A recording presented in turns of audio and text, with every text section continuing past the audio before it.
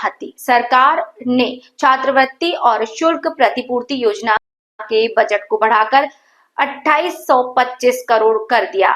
इससे लाखों छात्रों को शिक्षा में मदद मिलेगी और ये सामाजिक न्याय की दिशा में एक बड़ा कदम माना जा रहा है। उत्तर प्रदेश में पिछड़ा वर्ग के छात्रों को अब शिक्षा के क्षेत्र में और अधिक सहूलियत मिलने जा रही है।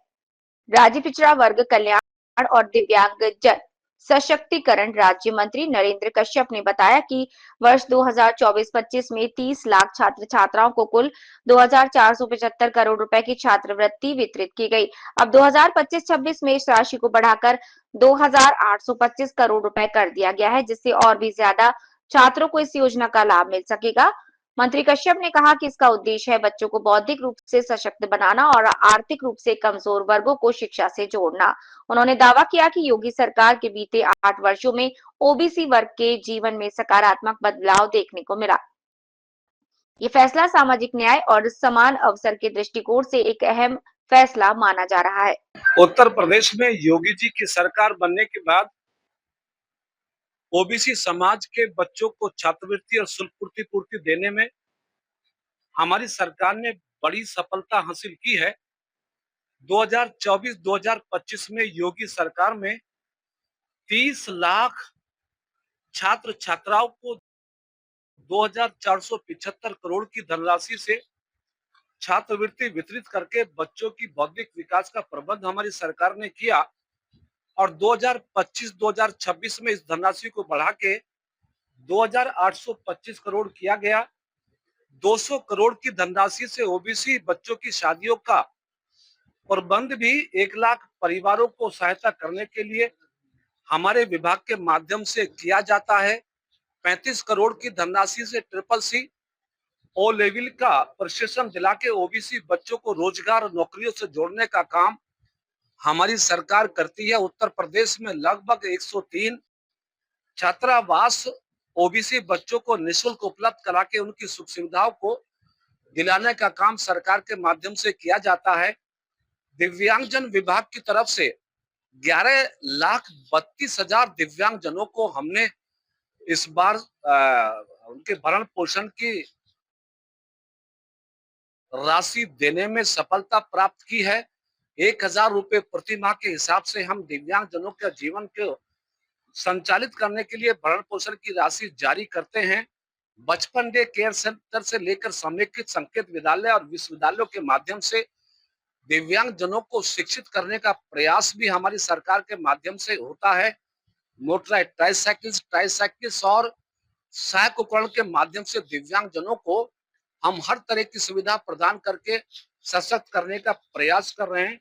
पिछले 8 वर्षों में योगी की सरकार में उत्तर प्रदेश में पिछड़े वर्गों के जीवन में बदलाव आया है। दिव्यांगजनों को सशक्त होने का मौका मिला है। खुशी की बात है कि हमारी सरकार हर बार बजट में वृद्धि करके जो भी नए पात्र लाभार्थी जुड़ते हैं उनको भी लाभान्वित करने का काम योगी की सरकार में लगातार हुआ है। उद्योगों के बारे में उत्तर प्रदेश ने भारी सफलता हासिल की है। 8 वर्षों में 50 लाख करोड़ के एमओयू देश और दुनिया के बहुत सारे लोगों ने उत्तर प्रदेश में किए हैं, जिसके सापेक्ष 15 लाख करोड़ की धनराशि धरातल पे लगा के इंडस्ट्री उद्योग कारोबार शुरू हो गए हैं। जिन दिव्यांगजनों और पिछड़े समाज के लोगों ने उद्योगों में को बढ़ावा देने के लिए आवेदन किए, उन सब पर समुचित विचार किया गया और हर योजना में सभी वर्गों को, सभी समाजों को बराबर हक हमारी सरकार के माध्यम से दिया जा रहा है। चाहे शिक्षा विभाग हो, स्वास्थ्य हो या कोई और विभाग, योगी की सरकार में उत्तर प्रदेश के पिछड़े वर्गों को 27% रिजर्वेशन कोटा हर विभाग में पूरा करने का काम हमारी सरकार में किया है। और मोदी की ये पहली सरकार है देश के अंदर जिस सरकार में ओबीसी कमीशन को संवैधानिक दर्जा मिला। नीट की परीक्षा में 27% रिजर्वेशन, सैनिक विद्यालयों में, केंद्रीय विद्यालयों में भी 27% रिजर्वेशन, मोदी की कैबिनेट में 27 सांसदों को मंत्री बनने का अवसर और जातीय जनगणना करा के मोदी जी ने पिछड़ों के हक में ऐतिहासिक फैसला लिया है, उसका अनुपालन उत्तर प्रदेश की धरा पर योगी जी की सरकार में नियमित रूप से हो रहा है। खुशी की बात है कि पहली बार देश में पिछड़े समाज के लोगों को अपने अधिकार और पहचान पाने का अवसर योगी मोदी की सरकार में उत्तर प्रदेश में मिला है। पिछड़े वर्ग के उत्थान के लिए कौन कौन सी योजनाएं चल रही हैं? मैं बता चुका हूं उसके बारे में, आपने सुना भी होगा। चुनाव भी पास। चूंकि भारतीय जनता पार्टी का संगठन सतत रूप से काम करता है और मुझे जो कि उत्तर प्रदेश में मंत्री के साथ साथ ओबीसी मोर्चे के प्रदेश अध्यक्ष के रूप में भी सेवा करने का दायित्व पार्टी ने लगाया है, तो हमारी पार्टी अपनी संगठनात्मक इकाइयों को धरातल पर दुरुस्त करने में सफलता प्राप्त कर रही है। हमारी पार्टी के सभी मोर्चे, सभी प्रकोष्ठ अपनी अपनी जिम्मेदारियों को निभाकर सबका साथ सबके विकास की अवधारणा के साथ प्रदेश की जनता के साथ संवाद कर रही है।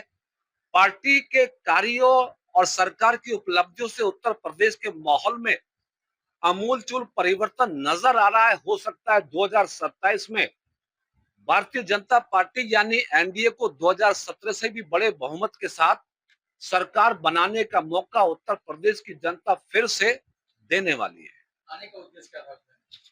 दोनों विभागों की समीक्षा, पिछड़ा वर्ग कल्याण और दिव्यांगजन सशक्तिकरण विभाग की समीक्षा, जो योजनाएं केंद्र प्रदेश सरकार की ओर से संचालित हैं, उसका अनुपालन सही से हो, लाभार्थियों को लाभ मिले, निष्पक्ष तरीके से लाभार्थी लाभ पा सके, तो विभागों के कार्यों की समीक्षा और योजनाओं को धरातल पे लागू कराने के आशय से आज की समीक्षा बैठक आहूत की गई है।